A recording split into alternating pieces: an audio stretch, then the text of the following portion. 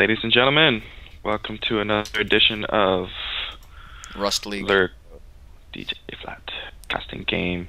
Yarr. I don't know what to call this stuff. Dude, Rust League, not, man. Yeah, we got Rust League. It's definitely not a daily thing. We can't copy someone else and say when cheese. This is the Rust League. We are the Rust League, and we present to you an exciting TvZ. Tonight, inside my head with Obama's mama. And Lurgo. So we have a TvZ on Antigua Shipyard, and we have a blue Zerg at the 11 o'clock position and the red Terran at the 7 o'clock position. And this is my favorite Zerg to bring to a bar, because he always buys the first round. So we see Lurgo scouting in the counterclockwise position, whereas the blue Zerg sent his overlord out to the 2 o'clock or 3 o'clock spawning location and is also drone scouting in the counterclockwise position. So this is interesting. I'm only bringing this up because the drone is going to get in here and know where his opponent is right away, whereas our Terran friend Lurgo has no idea what's coming on. He doesn't know if it's a 6 pull or if it's a fast expand, and he basically doesn't know. So what's going through your head at this point? Right now I'm just building standard. I know that I'm in the dark. I know a rush could be coming, 6 pool, but I think I had enough time to make an emergency wall. So I wasn't too concerned about that, so I was just playing standard. Going for the 13 refinery. And what does his drone tell you? The fact that he started his drone, that it came to your base really early. Did that make you think he was gonna cheat you? Not necessarily. You're gonna lose your SCV? Yeah, just unlucky. I couldn't really do anything about it. I could have tried to run him back, but yeah. So that sucked. But in this league, it's hard to determine what it means when they scout like that. I knew that something was up since this expansion was so late. So I figured either lings or brooches.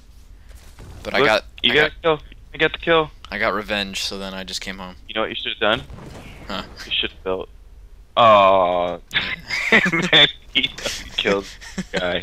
Yeah. I was gonna say you should have built an engineering bay right there. Yeah, I used to do that, and it's fun to delay the hatch, but that kind of delays factory production. And my APM is so terrible that I didn't want to, like, risk it. You've already lost 2 SCVs. Does that really mess you up, like, mentally? Well, I usually keep 1 SCV up here anyway, and I killed one of his drones. Where is up here? I don't know what up here is. What?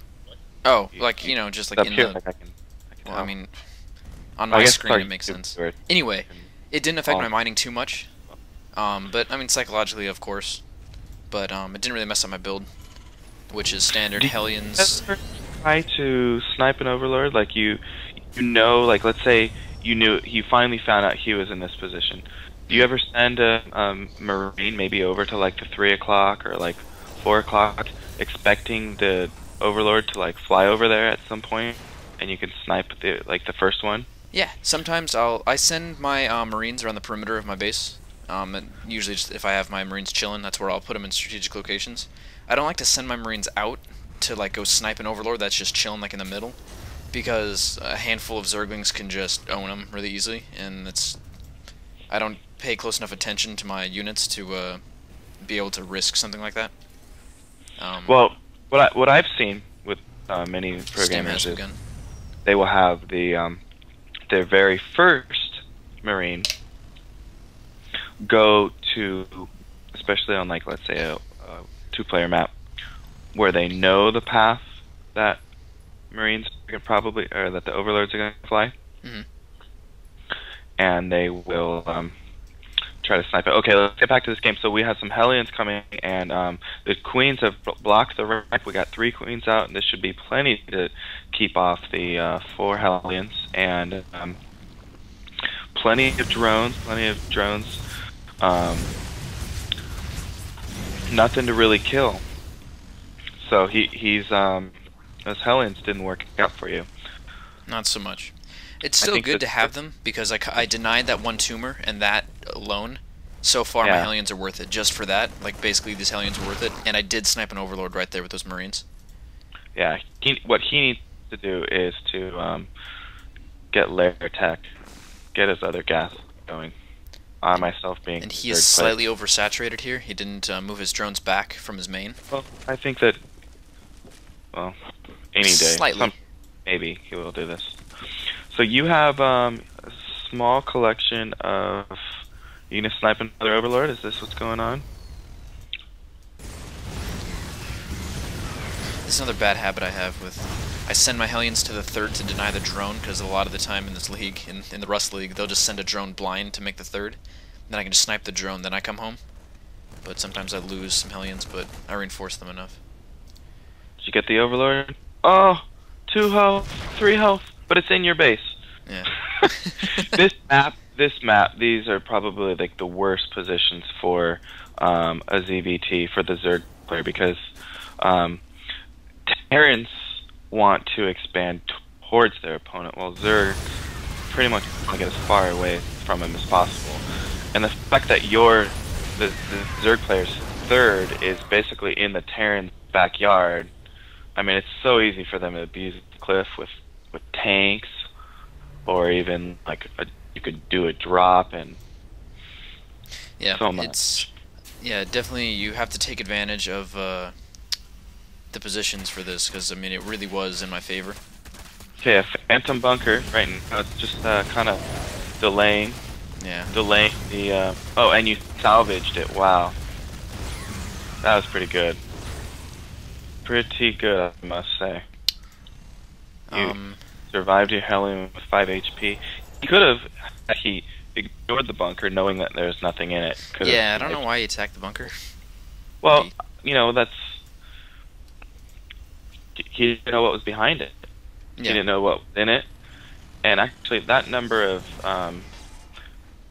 lings, if there was Marines in the bunker, that number of lings should have never attacked that bunker, because they would have just died. So, you know, this is the Rust League, so let's not forget that. Double Evo chamber, macro hatch, finally getting those other gases going. Still coming out with just a handful of Marines, or a handful of lings, sorry, and doing quite a bit of damage with just 6. Yeah, and I did such a shit job microing, or pulling my SCVs. A couple of Hellions freak them out, though. So at this point, I would say it's pretty even game. Unit count, 54 54 drones. So there's a large economic advantage by the Zerg player, and which is to be expected. Yeah, it's to be expected, but we'll see what happens here. Looks like 3 drop ships coming to drop in the expansion, in the natural, and wow, you know, this first round only has 10 lings, and you know, this is bad. This is probably game over right here. You just completely avoid the spine crawlers and just go in, basically. Yeah, even, you know, now we get to see the drone count even out. So even if you were to lose all this, which you haven't, he's down to 5 drones. I don't remember if I just scoop up. No, I just can take it. Yeah, and why not? Yeah. You've got 3. Yeah. I was floating a lot of minerals, so then I was trying to... 10 kills on the Hellion. He is a sergeant. You've got a sergeant, corporal, a recruit. I don't know why he hasn't GG'd at this point. And just rage quits. All right. Oh, good game. Good game. Thank you again, ladies and gentlemen, all 5 viewers, and good night.